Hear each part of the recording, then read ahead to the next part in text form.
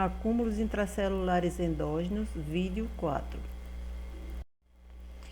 Acúmulos de proteínas. Os acúmulos de proteínas morfologicamente visíveis são muito menos comuns que os acúmulos de lipídios.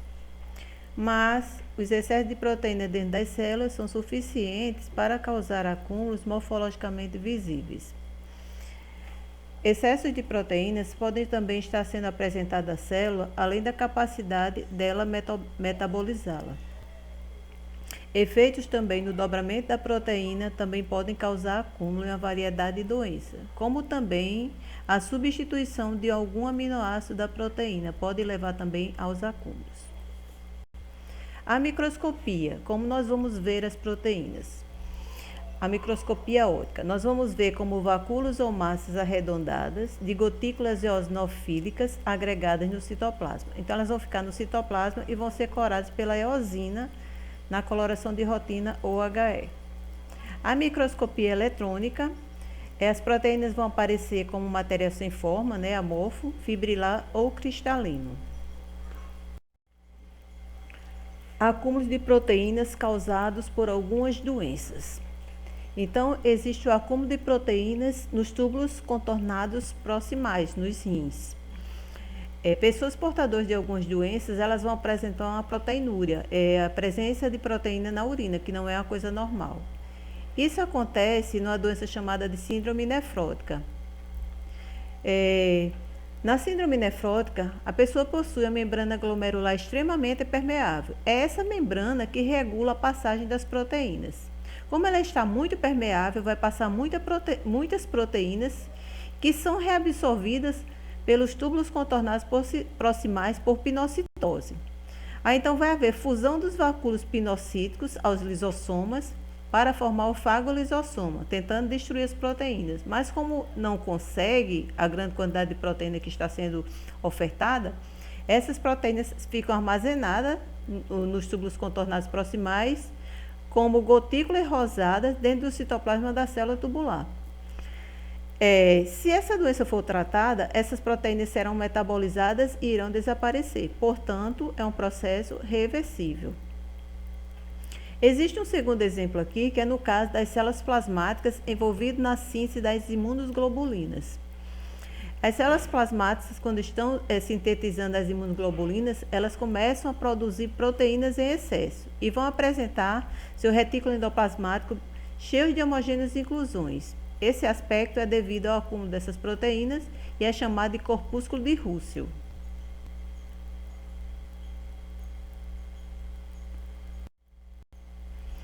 Aqui essa foto mostra os túbulos contornados proximais, cheios dessas homogêneas inclusões eosinofílicas, que são as proteínas que estavam passando em excesso pela membrana glomerular e foram reabsorvidas e armazenadas. E aqui eu vou fazer uma leve revisão, que por sinal está escrito, como as proteínas se formam, para vocês entenderem melhor porque ocorrem esses problemas de acúmulo de proteína devido ao defeito no seu dobramento.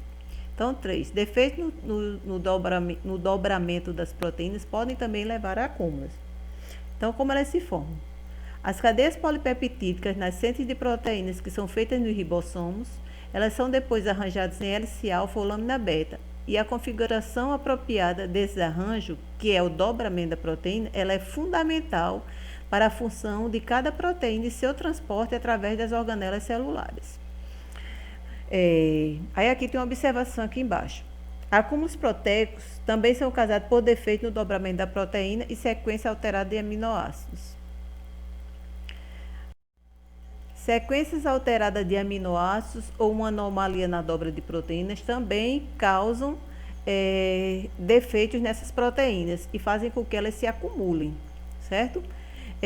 Durante a formação das proteínas, se formam também intermediários parcialmente dobrados que podem se embaralhar entre eles ou se embaralhar com as proteínas. Para evitar que essas proteínas se dobrem incorretamente, existem os protetores moleculares. Um exemplo são as chaperonas. Então, quando a proteína se dobra incorretamente, ela é marcada por esses protetores, com a pequena proteína que é a ubiquitina e são levadas para esse maquinário intracelular de destruição proteica, a ubiquitina proteasome, onde elas serão degradadas. Mas, mesmo assim, muitas doenças hereditárias são causadas pela evasão desse sistema de controle. É como se as proteínas burlassem o sistema de controle e conseguissem passar defeituosas e vão se acumular e causar várias doenças. Letra A. Transporte intracelular e secreções defeituosas de proteínas fundamentais. Na deficiência da alfa-1 antitripsina, as proteínas vão ter um dobramento lento devido ao acúmulo de intermediários parcialmente dobrados. E elas vão ficar agregadas no retículo endoplasmático hepático e não serão secretadas. A deficiência dessas proteínas nos órgãos vão causar várias doenças. Por exemplo, no pulmão, a deficiência da alfa-1 antitripsina circulante vai causar enfisema pulmonar. No fígado, a deficiência da proteína provoca lesão celular e cirrose. E também a proteína, essa deficiência dela, pode causar fibrose cística. Letra B. Toxicidade das proteínas anormalmente dobradas e agregadas. A agregação de proteínas anormalmente dobradas, que são causadas por mutações genéticas, pelo envelhecimento, por fatores ambientais desconhecidos, hoje em dia são reconhecidas como característica de várias doenças neurodegenerativas, como Alzheimer, Parkinson, amiloidose e outras. Os depósitos proteicos, eles tanto podem ser intracelular como extracelular. Aí aqui nós temos exemplo de algumas proteínas e onde elas se acumulam. A proteína tipo prion, ela se acumula nos neurônios, o acúmulo dela acontece nos neurônios. A doença de Parkinson, o tipo de proteína que se acumula é a alfa-sinucleína, que também vai se acumular nos neurônios. A doença de Alzheimer é caracterizada por emaranhado de proteínas, que são as beta-amiloides, que também se acumulam em neurônios, nos neurônios corticais. E assim existe uma variedade.